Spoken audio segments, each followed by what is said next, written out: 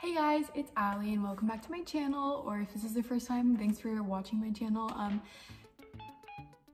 Today I'm going to do some tips and tricks for studying abroad at Pepperdine and basically in London because that's where I just did a semester. It just kind of helps to understand like from someone else and like something to like refer back to, because I know like at abroad orientation they say it to you, but it's kind of like quick and fast and you're overwhelmed and meeting new people, and it just would make this like a lot easier if you do this. So yeah, let's get started.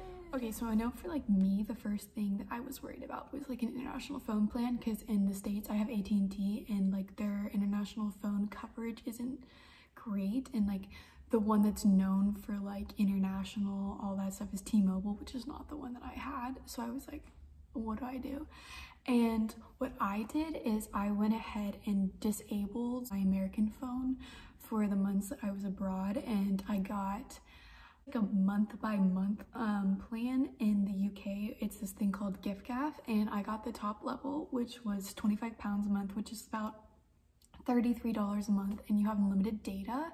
And for me, and it's not just in the UK, it's in all the EU countries that you travel to, and so that was like a big component of why I chose this plan that I chose, because I knew that like I was going to need data, because I'm someone who's a little geographically challenged and I know I'm gonna get lost, and I know that I needed to be able to like call an Uber or use maps like at any given moment. And when you use like the international plans that are based in the US, they don't necessarily have the coverage that you would want and that you can get when you do the plans through the EU. Get like the local plans so that when you're traveling it's easier to transfer and there's not as many like dead spots. Like my friends that don't have like the local plans and have like international states plans don't get as fast coverage and they don't get as much of it a day. And so by having that, it really helps. Like Europeans don't really use their phone numbers, at least in the UK. Like everyone uses WhatsApp, and so you don't need to pay for like texting and calling, because like you're not going to be using that. You're going to be using WhatsApp, which like you can call. Like that's how I called my parents and my friends back home, because it's through data and Wi-Fi instead of using like cellular like calling and texting. And so that was really nice. And you can update your phone in WhatsApp to your UK or like whatever country you go to number, and then you can change it back. Like when I came back for Christmas, I was able to change it back to my American number, so like I still had access to it. So you do need a phone number to do that. So if you're planning, because I know some people just like didn't get a data plan, and if you're planning to do that, you need to do your WhatsApp while you're in America, because you have to confirm like your phone number. And so if you do that beforehand, then you don't have to worry about not having access to it, because you're not going to want to turn on your American number to get a text that's like international fees just so you can activate it when you can do it beforehand. And another thing that you have to activate beforehand is Venmo, because in Europe like a lot of places don't want to split the checks, and it's like a really big hassle for them to do that. And so they'll just be like, no, like one check for the whole table, which is fine if you have Venmo, but if you don't have Venmo, like it just makes everything like a lot bigger of a hassle. And so you have to use your American number and your American bank, because you have to confirm both, and your bank has to clear it before you leave. And if they don't clear it, then you can be stuck to where like you don't have access to it. And then like, because one of my friends was like, I don't have a Venmo right now because like I can't confirm it with my American number. And so then she was constantly having to pay out of pocket in cash, and then you're paying ATM fees. And so it's just like a lot easier if you have access to Venmo and you can't download it when you get there. So I got an international bank account. The one that I have is with Charles Schwab. So you don't want to have one of those cards where you get like I even know people have like 2% fees on everything that they make. And if you're buying like a £4 coffee, you're not going to want to have to pay 1% on that. Like it's just like absurd, you know? So if you make sure you have that, then you're not paying out of pocket for these things. Like on traveling, plan big events like ahead of time, because I really wanted to go to Oktoberfest and I didn't get to go because, especially from London, you're not on mainland Europe, so you have to fly everywhere. I mean, you can take the channel to Paris and then go from there, but it's like a really long time, so you're pretty much flying anywhere, especially because at Pepperdine you have just the weekend. You don't have like a lot of time to go and do it, because you don't want to miss the classes and then get the absence and then get your grades bumped down a whole letter point or whatever. Sure, like if you know you want to go to Oktoberfest and you know there's people in your program that would want to go, like talk to them now and try and book it now, because like even over the summer when I was looking, like it was insane expensive, and then I waited because I didn't know if one of my friends was coming or not, and I didn't want to be the only girl going from London, so I was like, whatever, like I'm just gonna not do it, like it's fine. And I wish I could have gone, but also like my friends that wait till the last minute, like that just been like a 9 and a 10. Like I mean, you have to plan those big events because like everyone wants to go, and so they can just like jack up the prices, which like of course, but then you don't want to be stuck in like a situation where you're like paying $800 for a week, and when like $800 would be like 3 trips if you're not going on like a crazy weekend.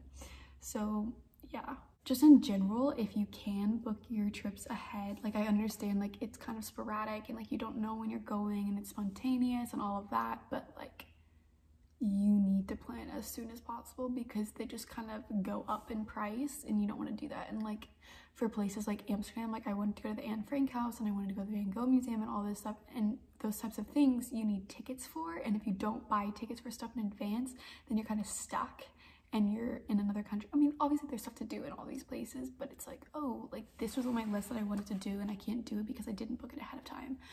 Flying, EasyJet or Ryanair, like the prices are definitely like a lot better, but a lot of times you have to like get up at the crack of dawn, and if that's not something you want to do, then I would recommend like paying a little bit more money to get on a nicer flight and to get out of Heathrow, because especially in London, you can ride the Piccadilly line all the way from the South Kent station to Heathrow, and it's like £7 the whole way, whereas if you like pay for like a taxi to go to the other airport, it's like a lot more expensive and it's a lot more time consuming, and the like planes run is nice. So like if you don't like do the math, you can almost end up paying more money or the same amount depending on how much the taxi is to the other airports. So like if you can avoid that, I would, but a lot of times like the timing of things that you want, like I flew out of Stansted, yeah, to go to Portugal and then to come back from Spain, and it was just like I was like, I miss Heathrow, like I do not like this, like it's so far, I'm exhausted, like I just don't want to be here. Heathrow is like the big international one, and it's just like a lot nicer and easier to get to, and so for me I was like, I'd rather pay the extra money to get to go out of Heathrow, so I'm like less stressed. I don't have to pre-book a taxi and like make sure my taxi's waiting on me, like that kind of. Again, I have friends that enjoyed that more, so it's up to you. Like I would rather sleep in till like 8 or 7 instead of getting up at like 3 or 4, which is when a lot of my friends were getting up to go on their trips, and I just am someone that needs a lot of sleep, and I would just be so stressed about like missing my flight. I feel like that it would be miserable to me. So definitely look at timing for everything, and you have to be back in the house at 10 p.m.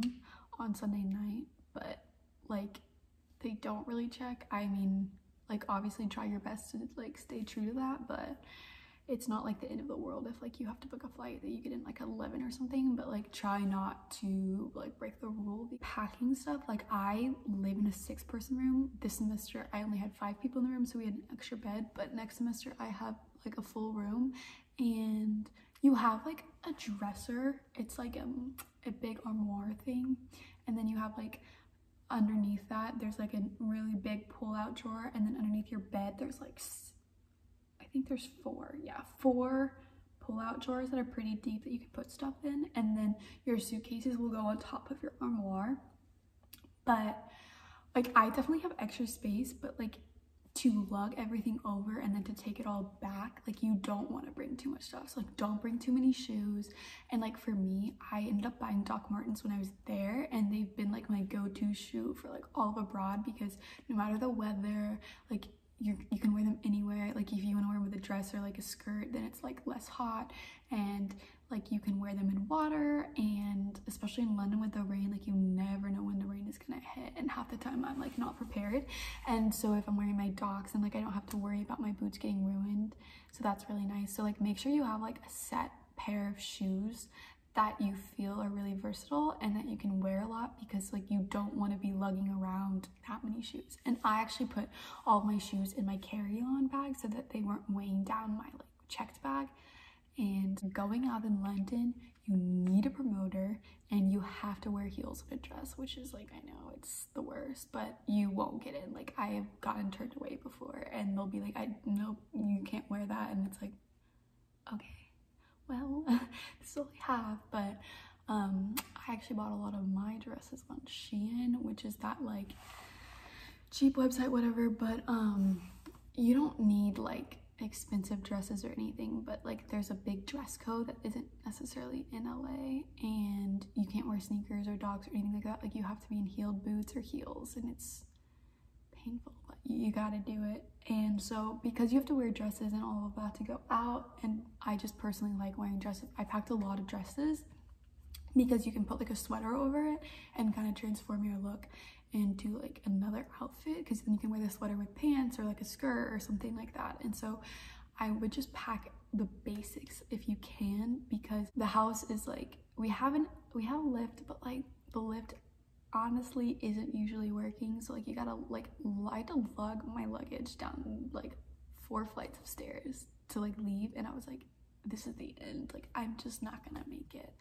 And that was honestly miserable, but like, it's fine. So you don't want to have to deal with more than you have to. Like, you don't. Food in London is like insane. Like, they give you disbursements, and like the lunch disbursement, like I never am like under the £7. Like, it just, like, it's basically £10 if you want to eat anywhere except for Paul's, and you get like a sandwich, that's like it, which is like fine. But like, if you want to eat like actual like filling food, it's usually going to be over £7 unless you're cooking it. And so that's a good way if you're really trying to stay on track with the disbursement budget. It's a really good way to do that. And then with transportation, so they also, like, in your disbursement, like if you're taking a lot of classes where you go on like field trips, I guess, they'll give you the tube fares. And so like, I did Hume 295, which is the like enriching the cultural experience, and so you like do a ton of tube stuff there. And then like Hume in general, because you have to go to the National Gallery, which is a tube ride. And then my British literature class was one, so they'll like reimburse you for that. And for me, I'm also someone that likes to explore and go out and have fun and like go to a different part of London and have dinner there, blah blah blah. And so I ended up buying this student monthly pass, which you have to apply for this like student card, and it's £20 to apply, and it takes about a week or so to get to the house, and then you can actually activate it and use it. But you get a discount for the monthly pass. Like, I'm pretty sure it's like £94 versus like the normal one, which is like £120 a month. And I was like, the 3rd week in, already spending like £75 to £80 on transportation. And so I was like, why don't I just do this, and then I cannot worry about having to like load my card up. Like, you just load it up once a month, and or you can buy like a 3-month pass, but like I didn't get it in time for it to be worth me buying like the 3-month pass, so I just loaded the 1 month, and then I did like a week for like the last week or so. But I really enjoyed having the student oyster pass because I felt like I didn't have to worry about my tube fares, and it was like easy to budget because I knew exactly how much I would be spending a month. And like, I didn't really I didn't have an issue with spending money on the tube after that. And like, it adds up really quickly because like every time you go on the tube, it's like 2 something, and then the buses also works for this like oyster card, the student oyster card, and that's like £1.50 every time you get on it. So the bus takes longer, but it's cheaper. So if you're not buying that, then, and you have time, like I would definitely do that. And then on school nights, like Monday through, or I guess, yeah, Sunday through Thursday night, the tube stops running at midnight. So like, if you're out, you have to ride the night bus. And so like, not having to worry about like, if you're on the, like if you need to take the bus and you don't have any money in your oyster card and you don't have a contactless card, like you're kind of like screwed a little bit, because like you don't have a way to load money onto it because you really load it on in the tube station. Or you can download the app, but I don't really use the app. I just do it online on my computer and just buy the monthly pass, so I don't have to worry about it. But I would definitely like look into which oyster card you want. And if you're only staying for a semester, I know most people didn't end up buying the student card because they didn't feel like they were getting their money back in time, because you do have to wait that week to get the oyster card in the mail after you apply for it, because the school has to approve it and the like city of London has to approve it. but I really enjoyed having it, and it has your picture on it, so like people are less likely to like try and take it from you, because it's like, okay, if you're scanning it and like it has my picture on it, like obviously people are like, what are you doing? So I felt like that was like an added sense of security. But I also just had one of those like phone wallets on the back of my phone for my Oyster card and my credit card and my ID, so then like I could just like pop it and like go. And so that was nice to have, because it's like, you know, it's a busy city, but just become familiar with the tube and your like life in London will be a lot easier. And I really enjoy the tube and I miss it actually. But linens, I personally didn't really like the look of just like all white linens. Like I wanted like a comforter that was cute and a blanket and like a throw pillow, because I like to like sit up in my bed and I only had like 2 pillows, so I wanted to get a throw pillow to like make extra support. And so if you go to Argos, it's like connected to Sainsbury's. It's kind of like, I don't know really what it would be considered in the US, but it's really cheap. It's like pretty good quality stuff, and you can either like walk to the store and pick it up for like no fee, or you can get it like same day delivery for like £3 or something. So that was like nice for like decorating the room and stuff, because you are living there for like a semester to a year and you do kind of want to make it homey. I also brought a lot of pictures, which is fun to decorate with that. But I also would just recommend becoming close with your roommates, because that was like a really defining factor in my semester. Like when I was having hard times, like my roommates were there for me, and I know like people that weren't as close with their roommates, having their room kind of be like this awkward environment really damaged how they felt about abroad in general. So if you can, I would really try and build those relationships with those people, because you are going to be living with them and you are in close quarters, especially in the London program. So just do that. Just try and make peace with everyone, and it'll make your experience like a lot better. And don't come in with like preconceived notions of people, because I know a lot of people do that, especially towards me, and then they were like surprised at who I was or whatever. But just go in with an open mind, meet as many people as possible, and enjoy your time, and you'll have an amazing experience. And if you have any other questions, you can shoot me a DM. Yeah, thanks for watching, and I hope you enjoy your study abroad.